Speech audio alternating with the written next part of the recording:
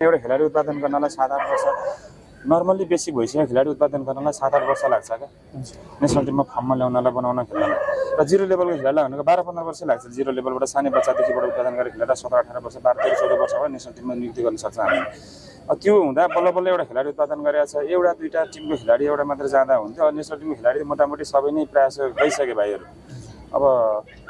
म भन्दा पछाडि कप्तान भयो मानबहादुर भाइ अब मानबहादुर भाइ पनि भयो सँगसँगै अब टेकराज भाइ भयो सफरको हेमन्त भयो